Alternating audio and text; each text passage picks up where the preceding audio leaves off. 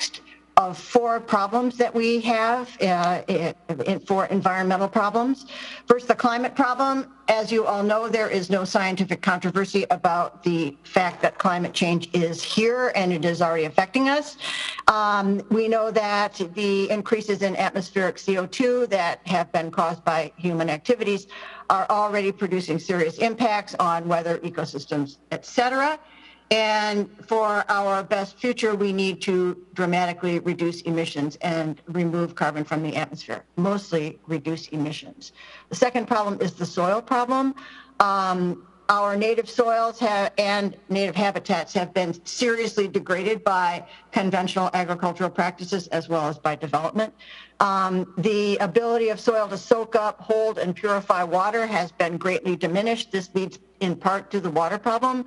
Microbial communities in the soil, which do amazing things for plants, have been degraded, and that has led to more use of fertilizers and chemicals, also leads to the water problem.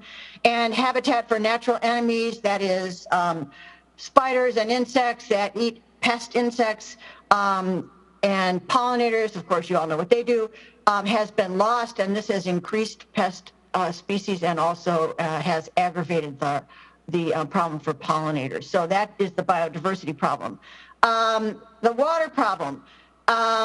Everything we put onto our lawns or goes into the street, you know, oil, et cetera, from vehicles, runs down and straight into bodies of water through the surface waters, pollutes the bay, et cetera. And so we have a lot of water pollution that's caused by what we do on our properties. And we have a lot of nutrient runoff from agriculture, not just from the Midwest, but also here in Maryland. So I'll just let you read those at your leisure when you get the slides. The biodiversity problem, this is huge.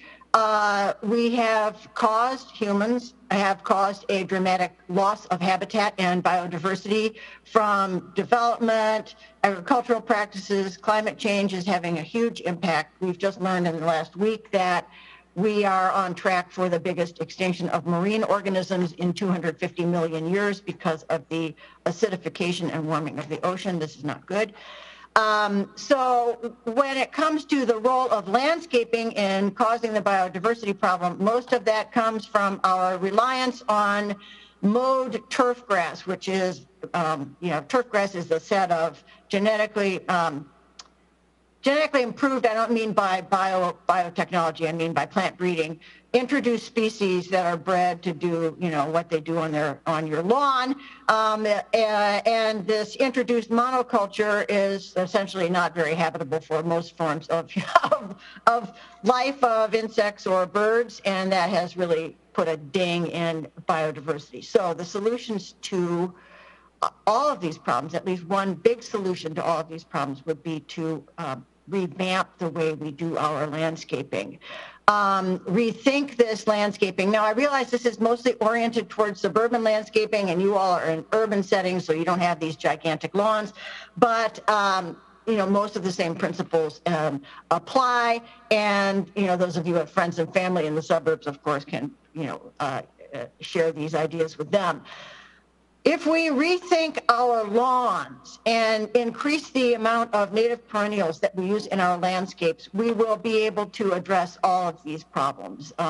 By restoring the soil, we can reduce emissions by not mowing so much grass, increase water infiltration, rebuild bird and insect populations. So our landscapes are huge contributors. And here's why.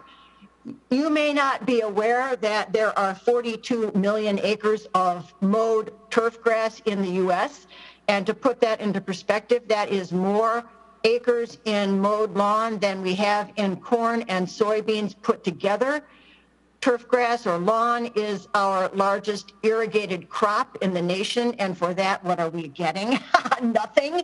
No food, no fiber, nothing useful. In Maryland, we have 1.3 million acres of lawn. We have 1.28 million acres of cropland. So you can see we're devoting a tremendous amount of acreage to this. Lawn uses between 30 and 50% nationwide of our municipal water. Yard tools cause 5% of all U.S. carbon emissions. 14% comes from the whole agricultural sector, so this is big. 17 million gallons of fuel at least are spilled each year as people refill their lawnmowers. The other thing is, just recall your last visit to Home Depot or Lowe's or whatever. They have a gigantic amount of real estate in their store devoted to selling you stuff to put on your lawn, various lawn chemicals. I put in this close-up of a bag of Scotch fertilizer because I really like the subliminal warning that it gives to you. The bag says, protect against future problems. What's the warning? If you don't use this product, you're going to have a lot of problems on your lawn, and it's not going to look the way you want, so you need to buy this. It turns out that lawns are very, very often over-fertilized, and this pollutes the water with nitrates and releases nitrous oxide, N2O, a very potent greenhouse gas. 10 times more nitrogen and chemical runoff comes from our lawns than it does from agricultural fields. In Maryland, farmers have to fill out nutrient management plans, and this is all very closely right. Tons of stuff is going into the waterways. And as I already said, it's a really lousy habitat. So lawn is contributing to all four of these environmental problems. And it costs a lot to maintain the lawn. Any of you who've had lawns of your own know that if you do it yourself, you've got to buy equipment, et cetera. It takes a lot of time. It costs a lot of noise. But also our state and our municipalities are spending a lot of money maintaining mowed open space like this. Just areas, blank areas in between everything are filled up with lawn that has to be mowed. And in Howard County, we have 4,000 acres, that's where I live, 4,000 acres of mowed turf grass. This is outside parks. And this is mowed every 1 to 2 weeks during the summer, most of it 2 weeks, but there's a lot of pushback if the lawn gets taller than about 3 inches. People don't understand the damage of this. This lawn requires tons of fertilizers and chemicals, and just to put it in perspective, cost-wise, it costs Howard County $2,000 an acre annually, which is $6 million per year for Howard County to maintain all these open spaces of lawn. Open space could be part of the climate solution instead of part of the climate problem, and that's where I'm going with this. So approaches to reducing lawn. Sometimes, you will have people come and say, well, you've got to just take the lawn out, get rid of it, replace it all with native plants. And this is a yard where someone who I met on one of my talks did that. She's an avid gardener. She did all this work to remove the lawn. She put in these great plants, and she came up with this wonderful looking backyard landscape. You could have this in any little urban, plot around you, and it's not that hard to do if you don't have very many square feet. But when you go talk to regular people in the suburbs and say, you need to remove your even if it's a quarter of an acre, remove your lawn, they just freak out, and they are so threatened that they just don't even want to listen. So that's a problem. Also, it's very hard to find alternatives for large-scale landscapes like those open spaces I showed you just in the previous slide. So I don't usually tell people that they need to take their lawn out. I suggest that they perhaps, and I'll get to this in a minute, build up the number of flower beds they have around the perimeter and keep, bringing the lawn in just so they have a little area of lawn. But this can be a gradual process. My number one recommendation is to accept imperfection, okay? Don't demand that your lawn be totally perfect. My mom was a big lawn person, and she had this perfect lawn. Every blade was perfect. It was all green, and it was like a toxic wasteland, but, it was perfect. So I would suggest, to the extent that people are willing to do this, just mow it, okay? Stop using fertilizers and chemicals. Let lawn go dormant in the summer. It will go a little brown, but if you water it or it rains even as little as once a month, it will not die. It'll come back in the fall. Most of the lawns are cool season grasses, so they don't like the summer. Mow high with a mulching mower. My motto, if it's green, just mow it. Okay, and this is my backyard. It has a lot of clover, it has a lot of weeds, but I just mow it so I can play out there with my dog or do whatever and have a little bit of open space. But many suburban homeowners have a hard time with this because they want it to be perfect. If you want it perfect, there's a huge environmental cost. The third thing is find a substitute that's climate friendly, and I've been working on this, and there are a lot of details about this in the full-length webinar. I call this the lawn mimic. These are different species of grass. They're not native, but they do not require very much mowing, and I've done a bunch of experiments to determine how we can grow these fine fescues is what they're called, and I have some experimental plots in other areas of my yard that look great, and I mowed them 7 times last year instead of 30 times for typical grass. No chemicals, no fertilizer. Okay. Oh, in fact, here's some pictures. I'm sorry, I thought I took most of those out. This is the yard of a man, David Alexander, in Columbia, Maryland, who came to one of my talks and decided he was going to make his whole lawn a lawn mimic or turn it into, fine fescue and clover. And I think it looks absolutely great. The clover is optional, but it adds a little nitrogen. This is an area next to my driveway where I planted some of these fine fescues. This is mowed to about 5 inches. And again, to keep it looking like this, you have to mow it maybe 7 times a year. This is a little bit longer. When the grass gets a little bit higher, it flops over. And I don't mind that, but the typical suburbanite would probably require this. But along a roadside and an open space, this is perfectly acceptable to me. It takes no fertilizer or chemicals, 10 to 20% as much mowing, up to 80% less carbon emissions, okay? Huge. This is very climate friendly, not because it's storing a lot of carbon in the soil, but because we're not mowing it. You get a little bit of carbon sequestration. The next part is that we want to increase the use of native perennials in our landscape beds, okay? And I show a lot of pictures here, most of which are not people's landscape beds, but when many of us, spring comes along and many of us go outside and start working in the yard, a lot of us make these pilgrimages to Lowe's and Home Depot and buy big flats of these colorful annual plants. Annual plants have a lot of flowers and they're very colorful because they invest nothing in roots. They don't have to make it through the winter. And people go and buy them every year. They are, of course, in plastic containers, which could be recycled, but most people do not recycle them. And they use peat moss-based mixes. That's not very climate friendly. So if you plant perennials, the miracle of perennials is they come back every year, which to me is great. It's like, whoa, there are flowers, and I did not have to plant them this year. They save resources and time. They reduce the carbon footprint of your landscape. If you use native perennial plants, they increase pollinators and biodiversity in your yard. Deep-rooted plants sequester carbon and help manage stormwaters, and you can use them in a lot of different settings. Here's a beautiful flower bed outside the former office building of Annapolis Green in Annapolis near the State House. And Elvia Thompson, who used to be the president, planted this beautiful perennial garden that was all certified by National Wildlife Federation, et cetera. And the pollinators were amazing.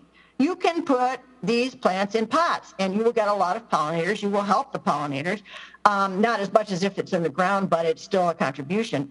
These meadows can be planted, outside as part of the stormwater management in suburban landscapes. Here's a park where the community planted a meadow.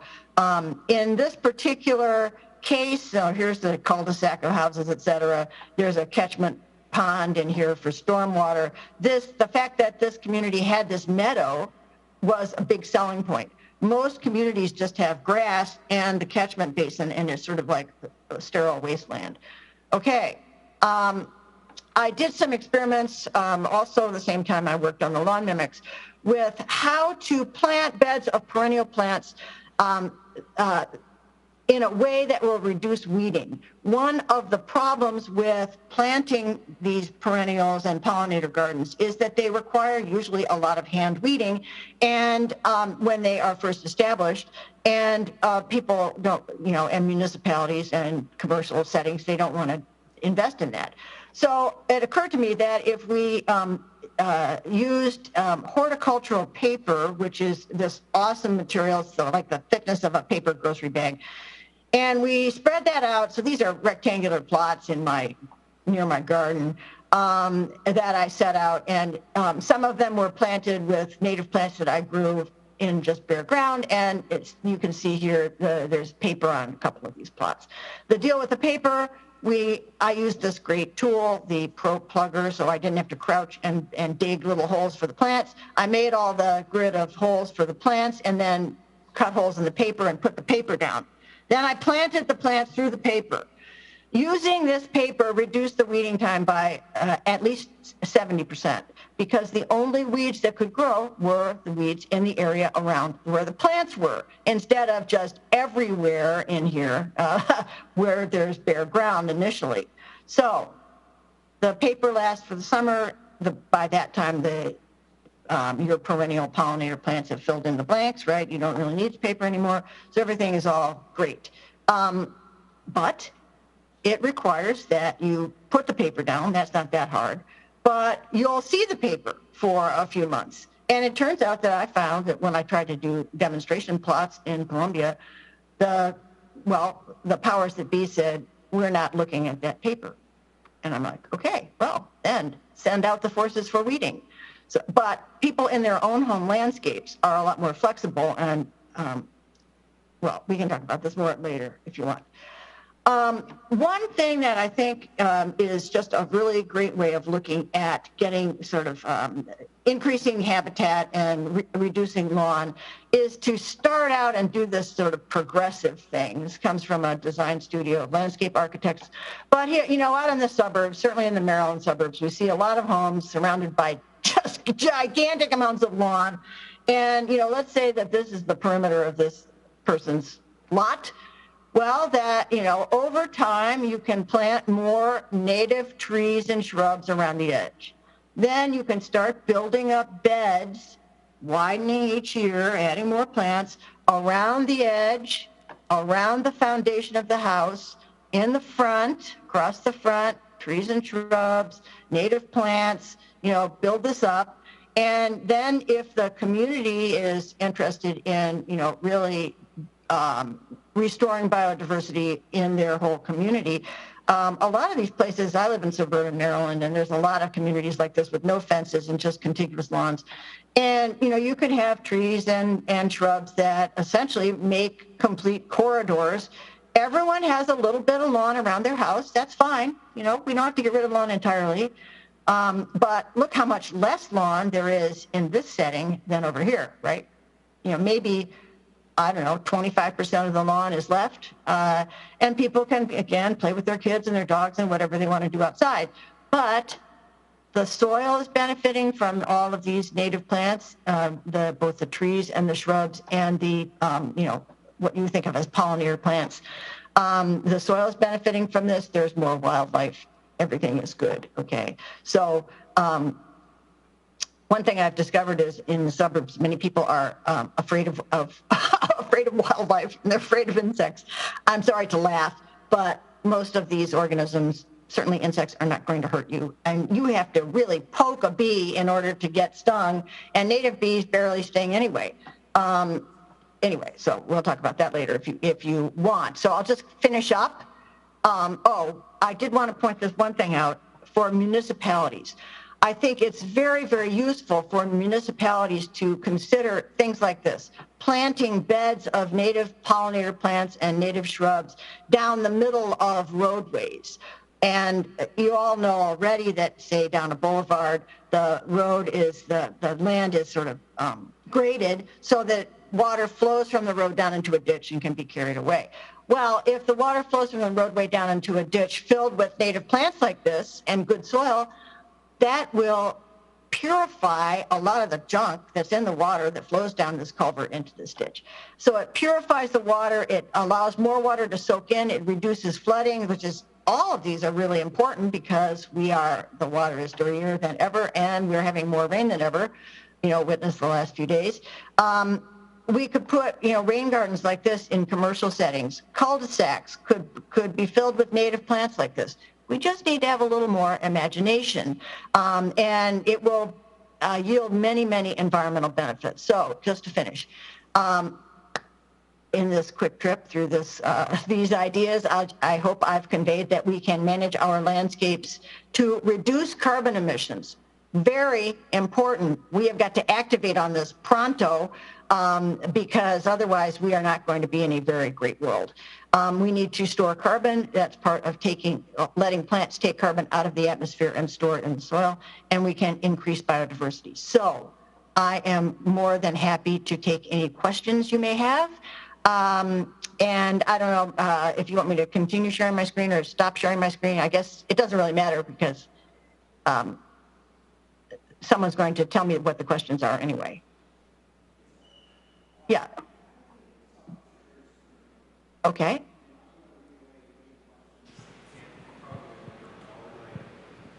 Okay, that's great.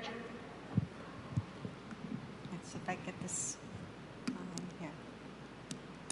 Hi, everybody. Can you hear me? Thank you for coming, especially all you mothers. I forgot it was Mother's Day until until yesterday, and so yeah, thanks for coming instead of doing other things that you could be doing today. Can you hear me speaking on this? Okay, so we'll use. I don't know if there's any questions or not. Can you hear me, Dr. Vaya? Thank you so much for your talk. Can you hear me? Okay. So, working on those adjustments, I want people who are here to know that the front lawn that St. Columba's is putting in is going to be It's a beautiful location there. I am sorry I couldn't be there in person. You have a beautiful church. I love the windows. Yeah. It is beautiful, and this is part of the renovation, is the front lawn, and it will have pollinator-friendly plants, and they'll also save money because it doesn't have to be mowed. So, just FYI. Also, I have some information for folks who are interested in solar. Good. There's a 26 tax credit. Yeah, I can't hear a word. Sorry. So, if people have questions. Josh, how should we ask questions of Dr. Villa? This mic? Yes. Okay.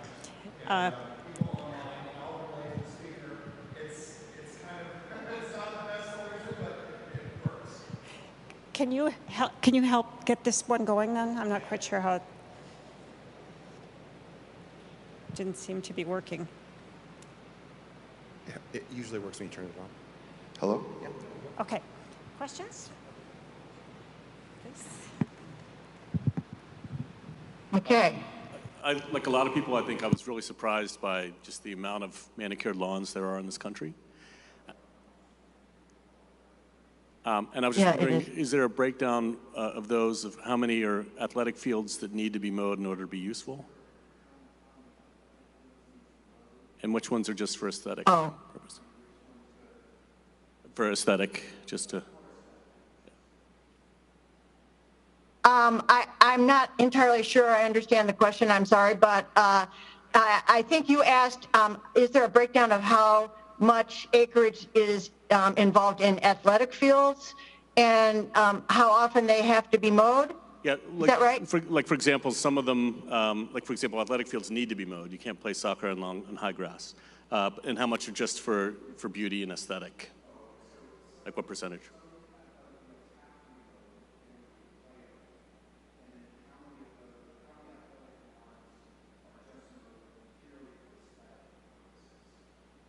You mean like playing fields out in parks and stuff?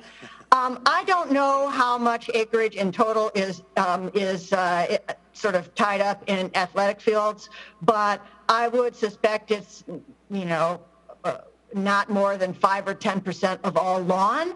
And I am not begrudging people having lawn on athletic fields and playing fields because people need to play, right? So if only 10%, I think 10% would be a maximum amount. I do not know. I don't know that there's actual data collected on that. But if we minimized mowing on 90% of all the lawn that's out there, that would be a huge contribution, right? We don't have to take it down to 0%. I mean, I'm not. When I tallied up how much lawn there was in open space in Howard County I made a point of doing lawn outside of parks. I'm not a Grinch. I don't think we need to take away parks or tot lots in Columbia or playing fields, because kids need to play. Adults need to play. But what we don't need is acres and acres of, lawn that's doing nothing, where nobody even steps most of the time. I would suspect that in Howard County, of those 4,000 acres of open space outside parks, I'll bet you 3,800 acres have not received one footstep in the last 5 years, except for people getting off their mowers. The guys, the guys roar in with their mowers, mow it, and leave. So other questions? No, I have one until someone else comes up, which is about, we've just been through a weekend of rain. Could you tell us about rain gardens? What's involved in putting one in? What do they do? Yeah. Rain gardens are a special form of sort of conservation landscaping, and an actual rain garden involves some engineering. You have to dig up some soil, put down some gravel, put in an overflow pipe. It's not just, letting water go into a flower bed. I think rain gardens have captured everyone's attention, but you don't need to go through all that engineering to have an important impact stormwater on your own property. All you need to do is to plant some beds with these deep-rooted perennial plants. The more the better. That improves the soil and you get more infiltration. Also, you can grade your property so that water flows into these beds. They don't have to have overflows and, all kinds of engineering. A little sensible grading around the home and some flower beds with deep-rooted plants. The deep-rooted plants loosen the soil down, 6 or 8 feet, and allow a lot of the water to infiltrate. Many people's homes are so poorly graded that the water runs into their basement or it runs onto their neighbor's property, which is really irresponsible. In terms of rain gardens, I would urge you not to focus too much on, formal rain gardens with all that engineering, because they can be very expensive. Rather, just improve the landscaping in your yard by making beds filled with perennial plants with deep roots. And those include native grasses, which can be very beautiful and ornamental, like switchgrass. I'm a little sensitive to this rain garden thing because I went and gave a talk and, in a wealthy neighborhood, and one of the attendees said, I put a rain garden in my yard. I've done my thing for climate change. It's like, okay, well, yeah. Yeah. Okay. What's a good resource for figuring out what the native plants are that will work here?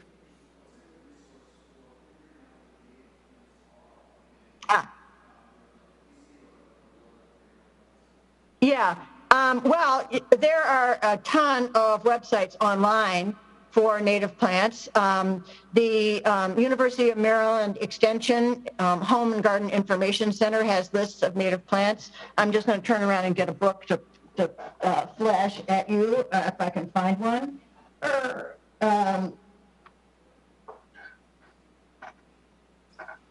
There are resources online.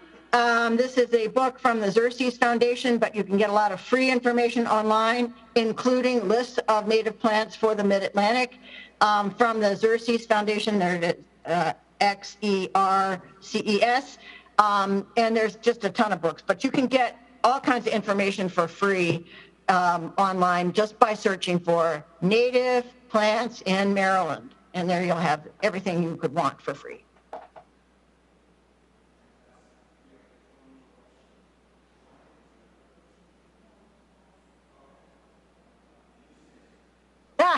Good. I would urge you to take a look at my website because there's a ton more information. I'm still loading up resources. I actually don't like doing the mechanics of the website, so I don't do it as much as I should, but I've got about 15 webinar recordings up there, and one of them is a full-length recording of this regenerative landscaping webinar, but I also have regenerative gardening for vegetable gardening, and a lot of talks on native plants and biodiversity and other things. So you can take a look at my website, which is www.climatecorner, one word, climatecorner.org, or send Reed an email because he's going to have the information about that too.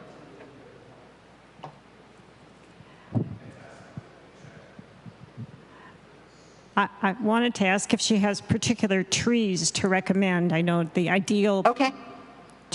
The ideal yard has trees.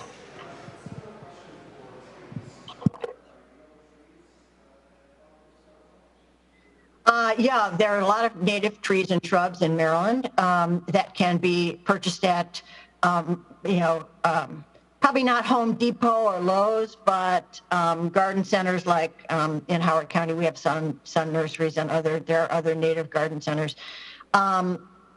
You probably can't get these plants from a Department of Natural Resources, but they sell for conservation properties. They sell native trees they're pretty small, they're this big, but I have a big property and I was able to get some of these. So this year I got 25 red maples and a bunch of other native shrubs to plant on my property. Again, you can just go online and look for native trees and shrubs of Maryland and find out what they are and where you can get them. Yeah, plant those trees and shrubs. That'd be great. You have more birds in your yard if you do that.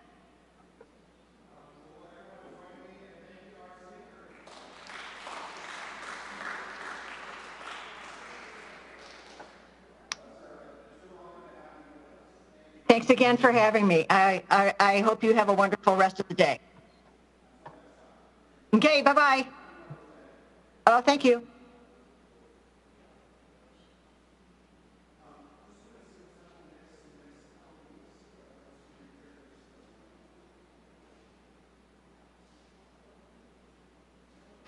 Yeah, just a quick, we have two more forums that we are honored. I mean, I think everyone knows there are services in the fall that are about creation care, and now we have 3 forums in the spring. The next one will be people from WIN, and as you know, St. Columba's has become a part of WIN. I'm real interested in racial justice in the District of Columbia area. A lot of that has to do with environmental justice. And so it's a natural combination with the Environment Committee. We hope to be involved. As you know, we've done some cleanups.